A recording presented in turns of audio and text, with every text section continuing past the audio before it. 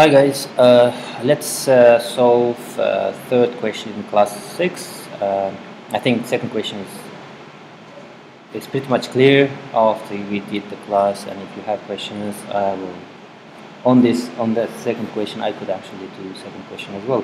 So for now, let's look at the third question, class 6. Class 6 question 3a. Now it says, suppose that yt follows a stationary AR model, yt equals 2.5,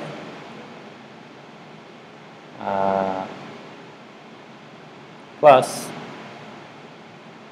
0.7 yt minus 1 plus some ut random error, and we know that ut is id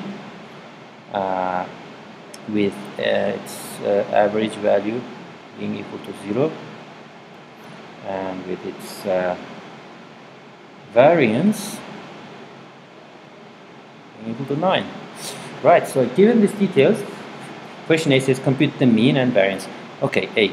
Mean of a random variable is usually computed by taking expectations of that random variable. Given that we have an equation here, expected value yt is usually mu y, which is equal to the expectations of the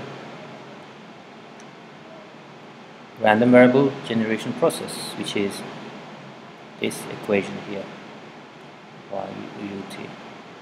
So using the distributive rule of expectations, you can write this formula in this form, or sorry, I should say equation, as expected value of ut equals here. Now we know that expected value of 2.5 basically is a constant, so 2.5. Now here expected value of yt minus 1 times 0.7, and we know that 0.7, let's put 0.7 here, and we know that expected value of yt or yt minus 1 is just mu y plus, now this is expected value of ut is 0, so we don't even need to do this. So let's go back like that. So that's the solution, but we are asked to find average of yt, so it could be solved here if we just solve for mu y. Mu y here is basically 2.5 plus 0.7 mu y. Now we'll subtract from both sides of the equation 0.7 mu y, and we will get then this value here, mu y minus 0.7 mu y equals 2.5, and common factor is mu y, solve for it. 1 minus 0.7 equals 2.5, and mu y is basically equal to equals 2.5 over 1 minus 0.7. For some reason I'm rushing now, so let's say 0.7 here. For some reason the light switched off automatically. I can't see. Right, so now this gives us a solution here. If you calculate this, it's around 8.3. That's the average value or expected value of yt. Now variance of yt. So variance of yt is equal to something like sigma squared. Let's say this is a constant basically. Then it's just the case of taking the variance operator on both sides of variance of both sides of the equation. This is plus or minus plus 0.7. This is yt minus 1 plus ut. Okay. Now, unlike the expectations operator, we cannot simply kind of attach variance operator on each of these expressions or terms here. We have to actually open a square bracket in this case. Now we know it that from the variance operator rule that this is a constant, so it can be dropped out. We'll only have the terms of the equation that have unknown variables. So this is random variables. This is what we'll have now.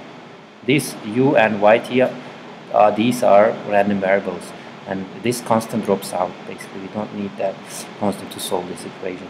Now with the variance operator, you just need to open a square bracket. Yeah, it's similar to opening a square bracket, I should say. So the result is this variance of 0.7 yt minus 1. This is plus a variance of ut plus here the variance of, now the covariance term.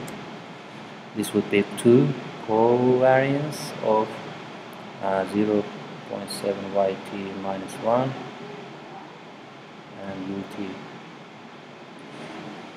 Now we know what this is. Basically, this is coming out. So 0.7 is a constant, comes out as a square of that value, and variance of yt is basically sigma y squared plus variance of ut, we know is 9 from part A, from the condition, the text of the question. So that's 9 here. Now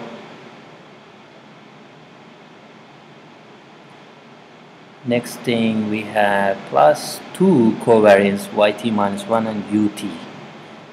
Now they do not correlate. Ut and yt minus 1 do not correlate, or contemporaneous, I should say today's ut, basically lagged yt doesn't correlate with current values of ut, so this would certainly be 0 then.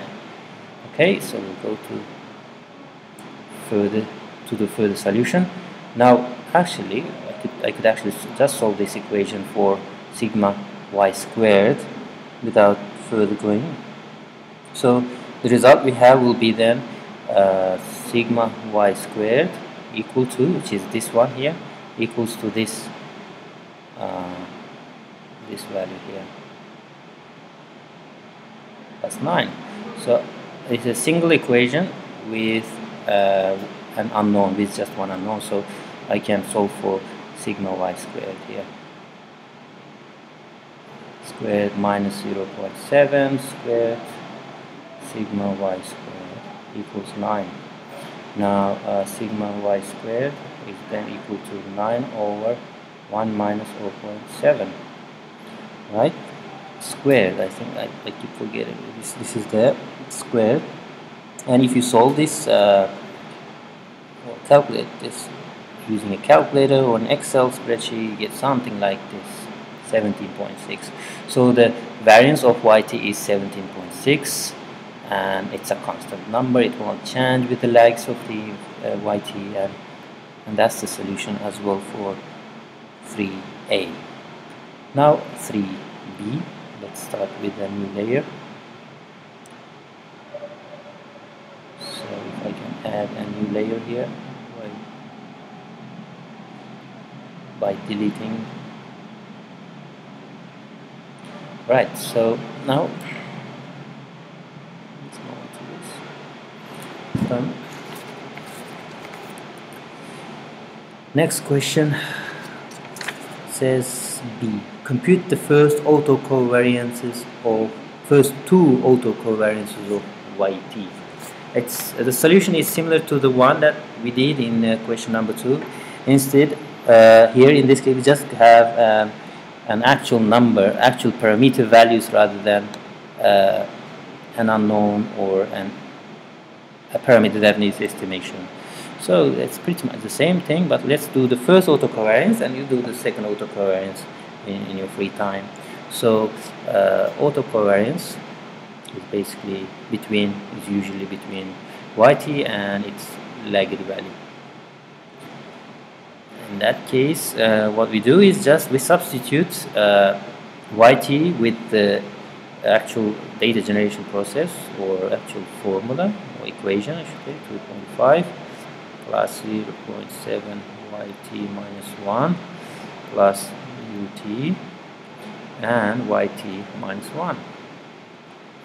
So now again it's just an opening a bracket. Yeah, simple expansion of the bracket when you're dealing with covariance operators. So this would give us covariance between 2 and 2.5 and yt minus 1 plus covariance between 0.7 yt minus 1 and yt minus 1 plus covariance between ut and yt minus 1.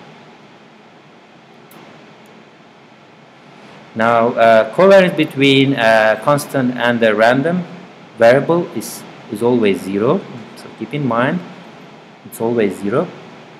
Then covariance between yt minus 1 times 0.7 and yt minus 1, basically this is a constant, so comes out of the bracket as 0.7. And covariance between yt minus 1 and yt minus 1 is just a variance of yt minus 1, right? Plus, now the last term here is also 0, given that the ut doesn't correlate with the lagged values of yt, so this is also 0. Now the result is 0.7 times the variance of yt minus 1 from part A. And if you remember, it was 17.6, right? So the result is 12.3. Let's say 12.4. I think it's 12.4. That's the result for first autocovariance. Now, to do the second autocovariance, you follow the same logic and procedure. You should get some interesting result here. The autocovariance value declines basically if you keep increasing the lags. Now I'll leave it to you to practice at home. Now I'll just go to number C now. Question 3C. Now it says the question. Let me read the question. Question says compute the first two autocorrelations of yt, similar to again question number 2. So I'll just do the autocorrelation of first autocorrelation, I should say, in this case, rather than going further. Everything is given, so it's very easy to do. So correlation of yt and its first lag is equal to basically the formula we have was that covariance yt and yt minus 1 over, this time I have a pretty much straight, nice straight line compared to the previous ones, the variance of yt and variance of 1, right? Now we know what this value is, covariance between yt and yt minus 1 from before, and if you remember it was basically 0.7 variance of yt minus 1, which is basically yt in other words. So I could replace this, I could substitute the generic term for variance, this is sigma y squared, and now here out of the square root comes this is actually not, this is not comma, this is times, this is the product of variance of yt and variance of yt minus 1, and variance of yt and variance of yt minus 1 is basically sigma y squared, and two of them basically gives us a square of this, so to the power of 4, then it will then gives, oops, result then is this expression, so they cancel out, we get 0.7, right? So by the way, if you remember, I think I made a mistake here, let me double check that. No, looks like, no, this is correct, so 0.7, yeah, this is a correct value. Done. So that's 3C, first autocorrelation. This is the correlation coefficient, a positive correlation between yt and yt minus 1 here. Now you try the second autocorrelation using the same simple logic and simple method, you get something interesting. Now we go to D now. Let me go scroll further. In D we have said, what is it? It's a lengthy question, I think. Suppose that yt is 102.3 and compute then yt plus 1, given that we already know what yt. So okay, in that case we know that yt is equal to 100 and point, sorry, this is okay, let me 0.3, and all I need to do is just find this next period value, given that I know t. Well, it's the formula is given there, so I'll just need to plug this into yt basically. So 2.5 plus 0.7 times the yt plus ut. Now it's similar to doing taking the expectations operator, right? In that case, what we'll have is this will disappear. This is basically on average value of this ut will be 0. So all we have then 2.5 plus 0.7 yt. Then you just plug that in. So 2.5 plus 0.7 times the yt, 102.3, and the answer is then 74.1. That's the answer. That's the result. Now with this, I think I finished class all questions of class 6. So I'll try to record now class 2. Sorry, question next class 5, which I missed, and we couldn't do much last time, given that the question 1 was quite long, and I think we only did question 1 and question 2 part of it. So I'll try to finish it. Okay, see you in the next video.